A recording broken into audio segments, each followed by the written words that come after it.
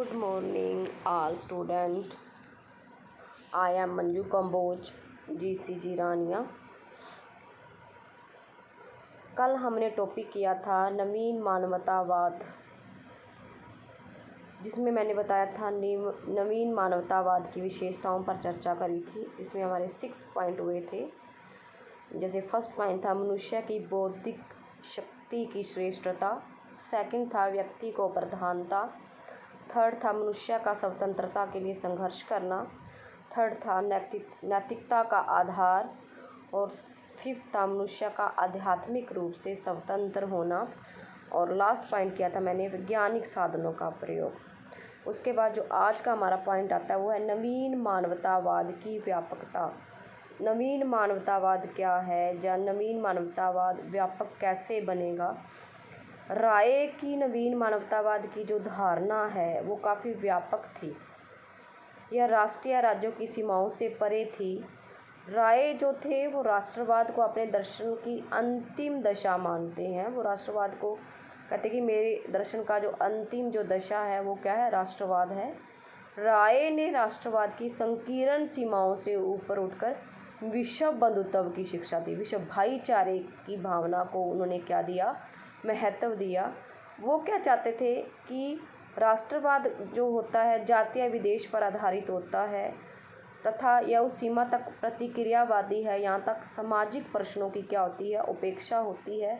अतः राय जो थे वो अंतराष्ट्रवाद के क्या थे, समर्थक थे, और राष्ट्रवादी विचारधारा को क्या करना चाहते थे, संकुचित करना चाहते थे। वे महात्मा गांधी, रविंद्रनाथ टैगोर, अरविंद घोष, डॉक्टर राधाकृष्ण की विश्व बंधुत्व की विचारधारा के भगत थे। वे सभी राज्यों को मिलाकर विश्व राज्य बनाए जाने के समर्थक थे। वर्ल्ड फेडरेशन, एक विश्व राज्य हो, एक इकाई हो। कहते कि यहाँ पर एक विश्व राज्य होगा, वहाँ पर जाति पाति नहीं होगा, धर्म नहीं होगा, वाद नहीं होगा, कोई लड़ाई नहीं होगा, झगड़ा नहीं होगा।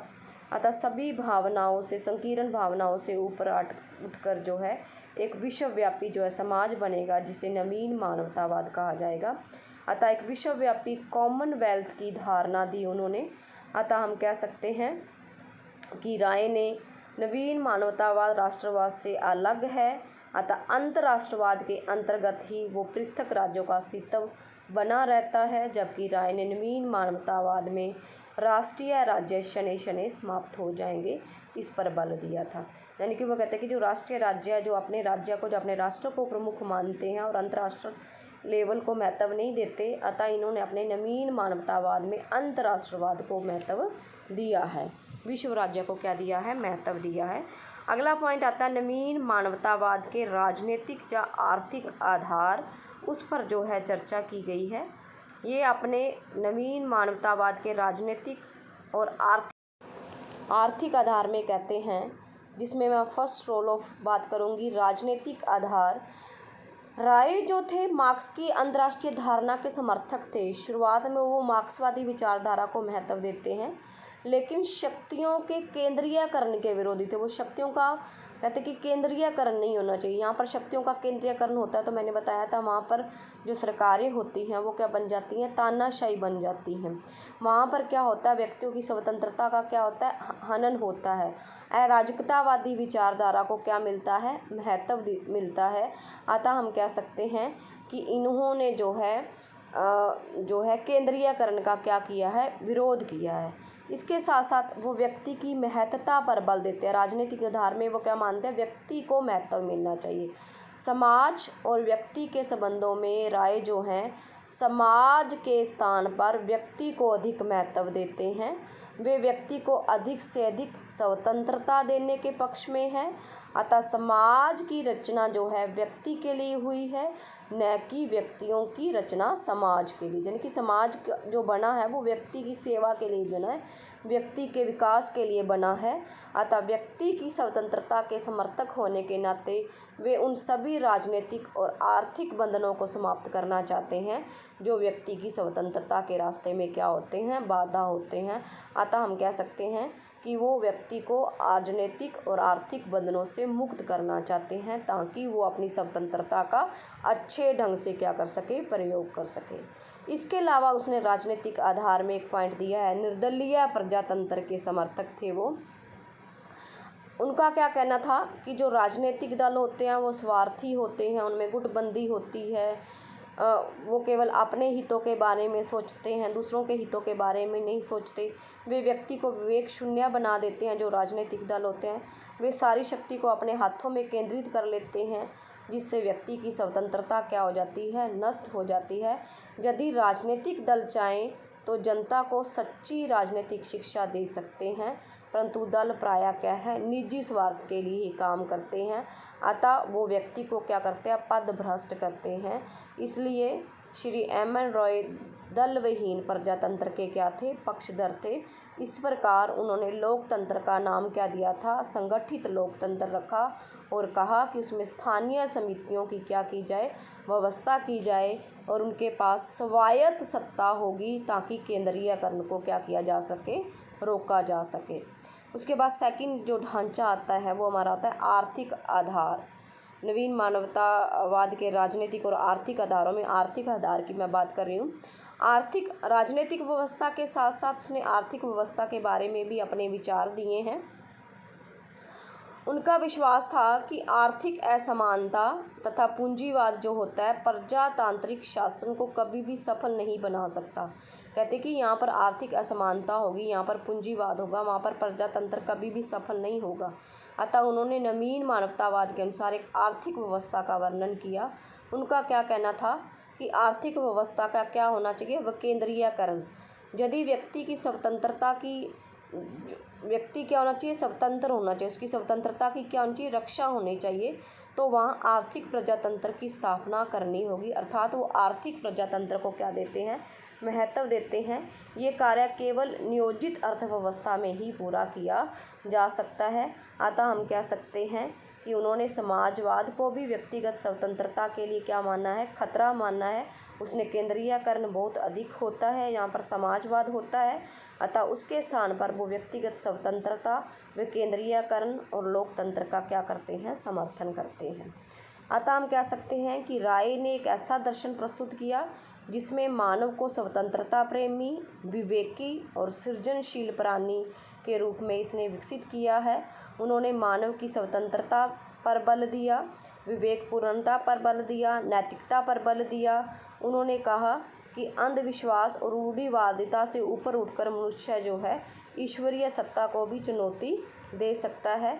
अतः राय की इस विचारधारा ने मनुष्य के सामाजिक पक्ष को प्रभावित नहीं किया बल्कि राजनीतिक और आर्थिक जीवन को भी प्रभावित किया है।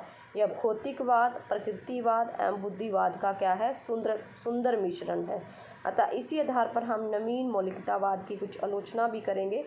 राय स्वतंत्र और मौलिक विचार थे जो राय के थे, वो बहुमुखी प्रतिभा के धनी थे। उन्होंने मार्क्सवाद की भी आलोचना करी और उसके स्थान पर एक नवीन मानवतावाद विश्व को सामने हमारे प्रस्तुत किया। वो नैतिकता पर आधारित नवीन मानवतावाद को क्या देना चाहते थे, बल देना चाहते थे। वो व्यक्ति की स्वतंत्रता को बल देना चाहते थे।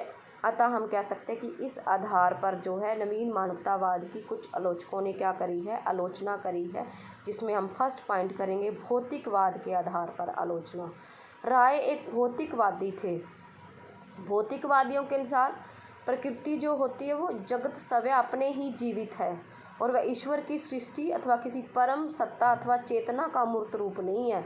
विवेक तथा नैतिकता के गुणों से संपन्न मनुष्य भौतिक प्रकृति की क्या है, उपज है। अतः प्रकृति के बाहर कुछ भी नहीं, अर्थात प्रकृति ही सब कुछ है।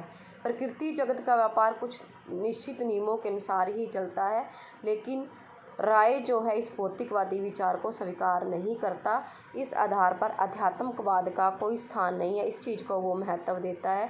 राय जो है आत्मा के विचार को क्या मानता है, व्यर्थ मानता है। उनके अनुसार आत्मा का उद्भव का स्रोत क्या है, पदार्थ है। अतः हम कह सकते हैं कि भौतिक आधार पर उनके विचारों की क्या की गई है, आलोचना की गई है। सेकंड पॉइंट आता है हमारा धर्मनिरपेक्षता। राय जो थे मौलिक मानवतावाद, नवीन मानवतावाद की आलोचना उसके धर्म विरोधी विचारकों के आधार पर की जा सकती है। वो नवीन मानवतावाद, मौलिक मानवतावाद की आलोचना करते हैं जो आलोचक हैं। उनका क्या कहना था कि जो एम.एन. रॉय हैं वो धर्मनिरपेक्षता को महत्व नहीं देते। कहते कि जबकि विश्व का जो स्वरूप है, मनुष्य जीवन का जो लक्ष्य है, वो आध्यात्मिकता पर ही टिका हुआ है। मानव जीवन में धर्म का क्या है, प्रमुख स्थान है, क्योंकि धर्म ही इस लक्ष्य को प्राप्त करने में हमारी क्या करता है, सहायता करता है।